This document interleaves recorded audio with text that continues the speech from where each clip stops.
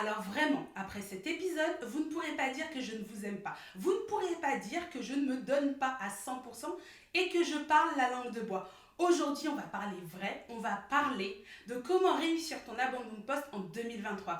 Et donc pour ça, il va falloir que tu t'abonnes. Oui, il va falloir que tu t'abonnes, il va falloir que tu laisses des likes, il va falloir que tu laisses des commentaires parce que tous les salariés de France doivent voir cette vidéo. Ok, vraiment, sauf si tu vis sur une autre planète, t'as pas pu passer à côté de l'info. On nous l'a rabâché en long, en large, en travers. Et bien sûr, on nous l'a présenté comme quelque chose de super et qu'enfin, les salariés allaient arrêter de profiter du chômage. Je te parle bien sûr de la loi sur la présomption de démission. Mais tu me connais, j'allais pas m'arrêter là, même si on a alerté, on a essayé de faire en sorte que cette loi ne passe pas, eh bien, elle est passée quand même en dépit de tout bon sens. Eh bien, aujourd'hui, maintenant qu'elle est passée, est-ce que tout est vraiment fichu pour les salariés? Qu'est-ce qu'on peut faire aujourd'hui pour éviter de subir une loi qui est complètement injuste à mon sens? Déjà, l'abandon de poste, c'est quoi? C'est le fait pour un salarié de ne plus se présenter à son poste de travail du jour au lendemain sans donner absolument aucune justification à son employeur et en refusant de reprendre le travail malgré plusieurs relances. En vrai, on ne sait pas ce qui se passe, mais on sait juste qu'on n'a plus de nouvelles. À ce moment-là, ton employeur va te licencier pour faute grave en respectant une procédure très spécifique qui est celle du licenciement pour faute grave. Ensuite, après ce licenciement, tu pourras bien sûr aller t'inscrire au Pôle emploi et tu bénéficieras des indemnités Pôle emploi. Alors ton employeur, il n'a pas l'obligation de te licencier. Non, ce qu'il peut faire aussi, c'est ne rien faire. C'est-à-dire qu'il va laisser passer le temps jusqu'à ce que toi, tu en aies marre et que tu finisses par démissionner par toi-même. C'est notamment pour ça que je déconseille et je continue à déconseiller l'abandon de poste. C'est pas du tout une solution fiable pour quitter son emploi. Et si ça t'intéresse, n'hésite pas à regarder ma vidéo sur YouTube où je parle des alternatives à une rupture conventionnelle refusée ou comment négocier une rupture conventionnelle, où justement tu vas pouvoir voir pas mal d'autres options que tu peux mettre en œuvre si tu as l'intention de quitter ton job plutôt que l'abandon de poste. Ok, mais qu'est-ce qu'elle dit maintenant cette nouvelle loi et qu'est-ce qu'elle va changer? Eh bien, il y a une nouvelle loi qui est sortie qui s'appelle la loi marché du travail. Et cette loi marché du travail, qui a été publiée au journal officiel le 21 décembre 2022, elle est venue mettre en place la notion de présomption de démission. En fait, jusqu'à présent, pour te considérer démissionnaire, il fallait une volonté claire et non équivoque que tu voulais quitter ton job.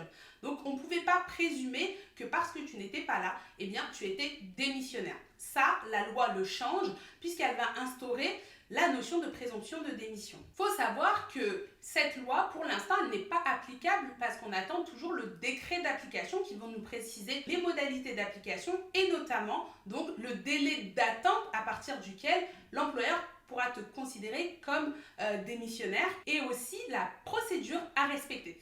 A priori, des éléments qu'on a pu comprendre, eh bien, il va y avoir un certain délai d'attente. L'employeur devra te relancer et t'envoyer un courrier pour te demander de justifier ton absence ou de reprendre ton poste. Et sans réponse de ta part, au bout d'un certain temps encore, il pourra présumer que tu es démissionnaire. Voilà, maintenant que on a ce cadre global que tu saisis bien, on va pouvoir passer au vif du sujet. Et la première chose que je veux te faire comprendre, c'est qu'il est important de distinguer l'abandon de poste du licenciement pour faute grave.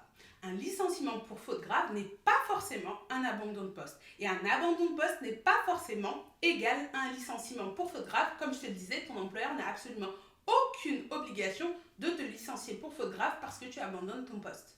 Et cette distinction, elle est importante. Pourquoi? Parce que sur cet aspect-là, la loi n'a absolument rien changé. Quand tu vas arrêter de venir au travail, ton employeur pourra toujours choisir de te licencier pour faute plutôt que de te présumer démissionnaire. Et dans quel cas ça risque d'arriver? Ça risque d'arriver le plus souvent quand l'abandon de poste est le résultat d'un accord tacite avec l'employeur. Parce qu'on va pas se mentir, il y a beaucoup d'abandons de poste. En fait, le boss, il est très bien au courant que tu ne vas pas revenir. Il l'accepte et c'est juste qu'il ne veut pas te signer une rupture conventionnelle. Alors il dit, t'as qu'à abandonner ton poste, je te licencierai au bout d'1 mois et demi et on n'en parle plus et toi tu pourras t'inscrire au chômage. Sur ça, vu que tu fais confiance à la parole de ton boss, ce que moi je ne recommande pas trop, mais en tout cas toi tu lui fais confiance, il n'y a rien d'inchangé. Je ne vois pas pourquoi il refuserait et qu'il ferait volte-face pendant la procédure et qu'il déciderait finalement de partir sur une présomption de démission. Pour lui, ça change rien, il te licencie pour faute grave, ça lui coûte pas plus cher et toi, tu peux t'inscrire au Pôle emploi. Donc dans ce cas de figure, la loi, elle n'a absolument rien changé et elle ne va pas faire en sorte que des employeurs et des salariés profitent de cette solution pour se séparer et sans que ça ne leur coûte rien et que le salarié puisse continuer à profiter de ses indemnités chômage. Et puis, même si je ne crois pas sur parole, dans les faits, dans un cas comme celui-là, ça se vérifie très vite si l'employeur il a entamé une procédure pour présomption de démission ou s'il a entamé une procédure pour licenciement faute grave. C'est des procédures qui sont différentes, qui vont générer, par exemple pour le licenciement pour faute grave, un entretien préalable, l'envoi de courrier recommandé, etc. Et donc, si tu commences à voir qu'il y a des choses qui ne vont pas, rien ne t'empêche de revenir travailler. Et donc, l'employeur, il sera bien embêté à ce moment-là parce que oui, il peut te sanctionner, il peut te mettre un avertissement, une mise à pied, blablabla. Mais n'empêche qu'il pourra difficilement te licencier pour faute grave et ce sera compliqué de te présumer démissionnaire si tu reprends le job quand on t'envoie un courrier pour dire reprends ton job. Voilà. Il y a le deuxième cas qui est un peu plus complexe, qui est celui du cas où en fait toi tu veux abandonner ton job, tu veux partir, mais que ton employeur il n'est pas forcément pour. Eh bien, il faut savoir qu'en faisant un abandon de poste, la seule chose que tu fais, c'est une faute. C'est quelque chose qui n'est pas admis et qui est une raison valable pour te licencier pour faute grave. Alors, si tu es prêt à faire une faute, il y a tout un florilège de fautes que tu peux faire pour être licencié pour faute grave. La limite de ces fautes, en réalité, ce sera ton imagination et ton éthique personnelle. Pourquoi beaucoup de salariés utilisaient l'abandon de poste comme faute pour quitter un emploi dans lequel ils ne voulaient plus rester et pour lequel l'employeur refusait une rupture conventionnelle? Eh bien parce que ça matchait plutôt bien avec leur éthique personnelle, ils n'avaient pas l'impression de faire de mal à quiconque et l'employeur c'était quand même assez confortable entre guillemets pour lui parce que quand un salarié ne se présente plus du jour au lendemain, on le remplace et on sait qu'il ne reviendra pas parce qu'on va le licencier et on passe à autre chose. Donc c'est ça qui faisait que c'était vachement sympa pour les salariés d'utiliser l'abandon de poste. Et je parle bien des salariés qui étaient prêts à être en faute pour quitter leur emploi et toucher le chômage. Du coup, pourquoi je parle d'imagination? Eh bien, aujourd'hui, il faut juste que tu trouves d'autres fautes avec lesquelles ton éthique personnelle s'accorde. C'est-à-dire que si tu es prêt à abandonner ton poste, ne plus donner de nouvelles malgré de multiples relances, malgré peut-être même un patron qui s'inquiète, tu peux aussi imaginer d'autres fautes qui ne mettront pas ton patron dans la mouise tout en te laissant la possibilité d'être licencié pour faute grave. Alors j'ai voulu me prêter au jeu, mais je suis sûre qu'en commentaire vous pourrez m'en trouver d'autres qui sont tout aussi sympathiques. Donc n'hésitez pas à les balancer en commentaire. Pour ceux qui manqueraient d'inspiration, ce sera utile. Exemple numéro 1, tu pourrais t'auto-décréter en 100% télétravail. Alors ça marche plutôt bien pour les emplois, on va dire, où il y a du télétravail.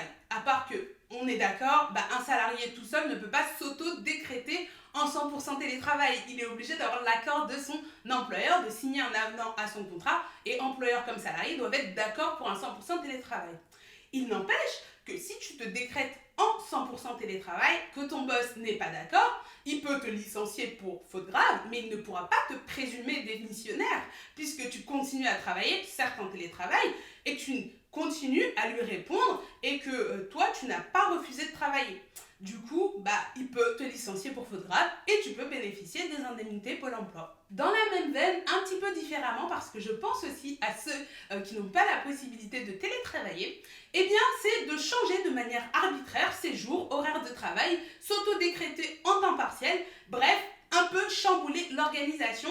Ce qui fait que ton boss, il va vite te sanctionner parce que ça va pas l'amuser beaucoup qu'un jour tu décides de venir à 10h et que le lendemain tu reviennes à 14h ou que tu décides que tu es passé à 80% sans lui demander son avis. Du coup, licenciement, faute grave, pareil, même combat, tu pourras t'inscrire au Pôle emploi et bénéficier des indemnités de chômage. Et enfin, pour le troisième exemple, j'ai été inspirée par une abonnée qui m'a bien fait rire parce qu'un jour, elle m'a dit en fait, moi j'ai commencé un nouveau boulot, mais j'ai eu un problème de panne avec ma voiture. Résultat, je ne peux plus me rendre au boulot. Du coup, j'aimerais bien négocier une rupture conventionnelle, mais non, mon employeur ne veut pas. Seulement, moi, je peux pas me déplacer pour aller bosser, donc j'ai pas de solution pour venir bosser. Donc, qu'est-ce que je fais? Et du coup, ça m'a inspiré la justification bidon. Et les justifications bidons dans le monde du travail, il y en a beaucoup. Elles peuvent être valables pour vous. Là, je ne dis pas que la salariée était de mauvaise volonté ou qu'elle n'était pas drôlement embêtée par le fait de se retrouver sans voiture pour se déplacer et se rendre au travail. Il n'empêche que pour le monde du travail, c'est ton problème de te déplacer pour aller au boulot. Et du coup, donner cette justification, ça va faire en sorte que ça va être très compliqué de te présumer démissionnaire parce que tu n'es pas du tout en train de démissionner. Tu es juste en train de dire que tu es dans l'incapacité de venir au bureau. Donc, tu réponds bien au courrier de relance de ton employeur. Tu te présentes bien éventuellement aux entretiens qu'il va solliciter. Seulement, n'ayant pas de voiture, tu ne peux pas aller bosser. Pourquoi est-ce que je pense que ton employeur et son service RH ne vont pas s'entêter? C'est tout simplement parce qu'en fait, les RH, c'est comme s'ils avaient reçu un super pouvoir magique, mais un pouvoir magique complètement inutile si tu vois vraiment et si tu comprends vraiment quel est le rôle d'un RH dans une entreprise. En fait, c'est comme si à moi, on me donnait le pouvoir magique de faire la pluie et le beau temps en Ouzbékistan. Franchement, j'aurais du mal à te situer l'Ouzbékistan sur une carte, donc j'en ai clairement rien à faire de recevoir ce pouvoir magique-là. Mais n'empêche que comme tout pouvoir magique, ça titille, tu as envie de tester tes pouvoirs, donc tu as envie de faire des petites choses comme ça et allez, aujourd'hui je suis de mauvaise humeur, je vais mettre de la pluie en Ouzbékistan. Ouais, mais tu vois, à un moment donné, quand t'embêtes les gens qui vivent en Ouzbékistan, pourquoi j'ai choisi ce pays? C'est trop dur à dire. Si tu embêtes les gens qui vivent en Ouzbékistan, tu risques probablement d'avoir un retour qui va pas être forcément très agréable, alors que tu aurais tout simplement pu considérer ce pouvoir, le juger beaucoup trop dangereux et le mettre à la poubelle là où est sa place. Je pense que l'image, vous l'avez en tête, mais je vais quand même revenir un petit peu sur terre et vous parler de pourquoi ton employeur ne s'entêtera pas, parce que s'il s'entête, il risque de se retrouver devant un conseil des prud'hommes. Alors qu'avec la solution du licenciement pour faute grave qui est totalement possible, eh bien, il a bien moins de chances de se retrouver devant un conseil des prud'hommes. Et même s'il se retrouvait devant un conseil des prud'hommes parce qu'un salarié estimerait injuste d'avoir été licencié pour faute grave, ce serait une procédure bien plus longue et le salarié risquerait beaucoup plus d'être découragé face à l'ampleur des choses qu'il aurait à faire. Alors qu'avec la présomption de démission, la loi promet qu'en moins d'un mois, tu passeras devant le conseil des prud'hommes pour qu'on évalue si oui ou non, est-ce que cette présomption de démission est justifiée ou pas. Et du coup, l'employeur, là, il prend un risque. Parce que si le conseil des prud'hommes estime que cette présomption de démission n'est pas justifiée, ton employeur risque d'être condamné. Et s'il est condamné, toi, en tant que salarié, tu verras ta présomption de démission, donc ta démission, transformée en licenciement sans cause réelle et sérieuse, avec des indemnités et potentiellement des dommages et intérêts pendant ce mois où tu n'as pas perçu de rémunération du fait d'avoir été présumé démissionnaire à tort. Et donc, moi, je suis curieuse de voir toutes ces justifications bidons, je prends même mes pop-corn, pour savoir ce que ça donnera devant un conseil des prud'hommes, éventuellement une cour de cassation, puisqu'on a d'un côté une loi qui nous dit que la démission résulte d'une volonté claire et non équivoque, et de l'autre côté, on a une présomption de démission qui dit que si tu ne justifies pas et que tu ne te présentes plus à ton poste de travail, tu te retrouveras démissionnaire. Cependant, si tu justifies et que la justification n'est pas valable, on se retrouve un petit peu dans une zone grise où on ne sait pas du tout en fait qui va gagner en allant au conseil des prud'hommes. Donc forcément, ton employeur, il va réfléchir. Il va dire, en vrai, ça arrange qui que je présume ce salarié démissionnaire au lieu de le licencier pour faute grave. Un licenciement pour faute grave, on connaît la procédure, on a l'habitude et en un mois et demi, allez, c'est réglé, la personne elle est sortie de mes effectifs, j'ai pas de problème. Alors que si je commence à mettre en place des présomptions de démission dans mon entreprise, mes salariés, ils vont un peu jouer avec leur imagination et me faire des trucs pas possibles. Donc, ils vont encore plus m'enquiquiner au lieu de partir sans aucun bruit. Et donc, forcément, il va y réfléchir 2 fois avant d'utiliser la présomption de démission. Donc voilà, moi je ne suis pas convaincue que cette loi marché du travail va régler le problème des abandons de poste, mais qui sait? Maintenant, il est temps de t'expliquer pourquoi moi, Awa, j'aide les salariés sur ce point. Pourquoi est-ce que je les conseille pour comprendre comment réussir un abandon de poste en 2023. Et tu verras que le titre est au final pas juste, mais ça veut plutôt dire comment faire une faute qui passe pour être licencié pour faute grave plutôt que pour être présumé démissionnaire. Mais ça faisait un titre beaucoup plus long, donc j'ai mis comment réussir son abandon de poste en 2023. Eh bien, tu t'en doutes, c'est parce que le foutage de tronche par rapport aux salariés a atteint un level pas possible avec cette loi. Je pense que eux aussi ils ont beaucoup d'imagination au Parlement, parce que pour nous pondre des bêtises pareilles, faut avoir de l'énergie. On l'a bien vu, cette loi, elle n'a aucun intérêt pour l'entreprise. Elle ne présente au contraire que des risques d'avoir un mauvais climat social, d'avoir des salariés qui fassent un peu tout et n'importe quoi. Parce que moi, j'étais bien gentille, j'ai essayé de trouver avec des niveaux d'éthique variables, des solutions qui embêtent pas trop l'employeur, etc. Je pense quand même qu'il faut comprendre qu'une faute lourde, c'est-à-dire d'avoir eu la volonté de nuire délibérément à l'entreprise, comme par exemple foutre le feu à la baraque foutre le feu à l'entreprise, eh bien ça te permet de bénéficier des indemnités chômage. En revanche, un abandon de poste ne le permet pas. Donc il y a un petit peu une aberration dans ce sens-là. Et effectivement, il y a des gens, et on le sait très bien, qui sont en souffrance psychologique, qui ne vont pas bien du tout, et qui se retrouvent pas forcément avec les personnes les plus immorales du monde, mais être dans des situations où ils ne voient aucune autre solution que de ne plus se présenter au travail, mais qui ne peuvent pas se permettre de rester des années sans aucun salaire. Et donc, pour qui le fait d'avoir l'abandon de poste, c'était une solution. Et en faisant ça, vous êtes en train de déséquilibrer quelque chose sans absolument mettre quoi que ce soit de côté pour faire en sorte que les salariés qui vont être victimes des effets de bord de cette loi, puissent se retourner. Donc je pense que c'était important de décortiquer un petit peu ça et de voir que dans toutes les lois, il y a des façons de les contourner, que souvent, moi je suis pas avocate et peut-être qu'un avocat trouvera encore d'autres solutions auxquelles moi je ne pense pas, mais il faut aussi se dire qu'on n'est pas obligé d'accepter des lois injustes qui nous sont appliquées dessus, alors que en fait on ne sait toujours pas aujourd'hui s'il y a la moindre statistique qui appuie leurs propos.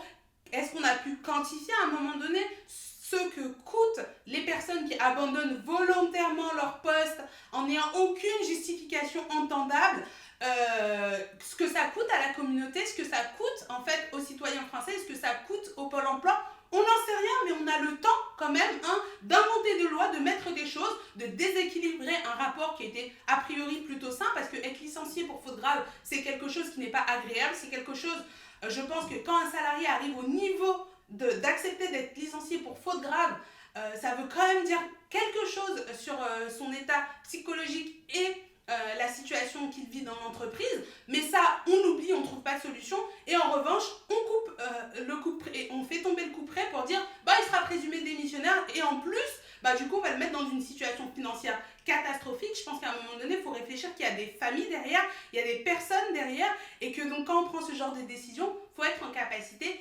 de réfléchir de manière un peu plus systémique, plutôt que de regarder juste un petit point qui nous arrange et qui fait bien du bruit dans les médias et qui nous font bien voir, mais qui n'ont pas après des répercussions intéressantes. Le deuxième point pour lequel ça me paraissait important de faire cette vidéo aujourd'hui, c'est que ça va un petit peu dans la même continuité.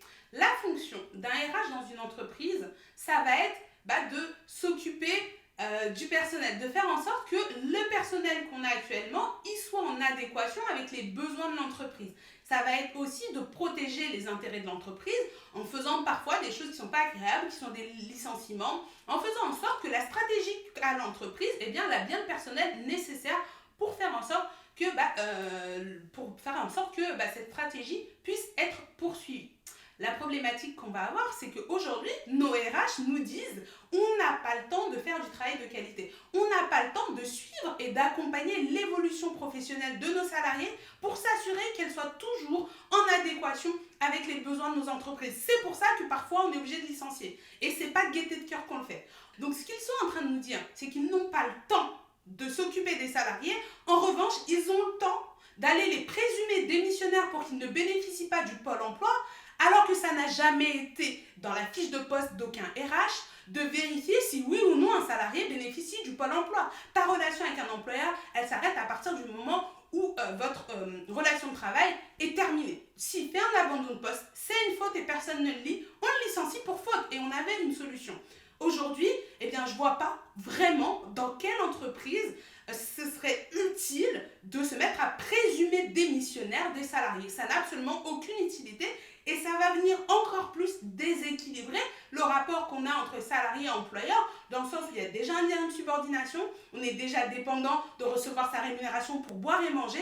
Si en plus on peut nous couper des aides auxquelles on a le droit, je pense que c'est vraiment pas sain du tout pour les salariés ce type de loi. Et donc personnellement, moi je regarde attentivement les RH qui s'expriment sur le sujet et je suis assez choquée parfois de voir certains qui se disent prêts à utiliser la présomption de démission alors qu'en réalité, ça en dit long sur leur mentalité et sur la façon dont ils voient les salariés en fait. Pour résumer, on a encore une loi qui déconsidère les salariés, qui leur manque de respect et qui les infantilise. Parce que à quel moment est-ce qu'on a déterminé que les salariés avaient moins de morale et d'éthique que des RH ou des entreprises en fait? Parce qu'en disant on a un chiffre, on ne sait pas trop lequel, mais on se dit que ça nous coûte de l'argent parce que trop de salariés sont immoraux ou amoraux, je ne sais pas comment on dit.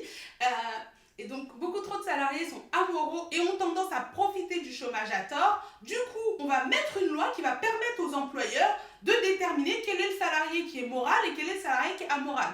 Alors ça suppose que les employeurs ont donc une éthique plus élevée que les salariés et donc que eux, ils ne feraient pas l'erreur de glisser et de sanctionner un salarié en le présumant démissionnaire, en le coupant du coup du jour au lendemain ses revenus et la possibilité d'être indemnisé par le Pôle emploi et en lui disant démerde-toi Coco pour payer un avocat et passer devant le conseil des prud'hommes et pendant le mois qui suit, tu te débrouilles, sachant qu'on sait très bien que ce délai d'un mois qu'on nous promet ne sera pas respecté partout parce que ce délai d'un mois, il s'applique déjà sur les prises d'actes et il y a des régions, il y a des endroits en France où eh bien, le délai d'un mois est largement dépassé. Donc, ça permet à l'employeur quand même, aux employeurs malveillants, et il y en a de tous les côtés, du côté des salariés comme du côté des employeurs, de pouvoir profiter de ça pour pénaliser certains salariés qui ne leur plairaient pas. Et on a très peu de moyens de se défendre là-dessus.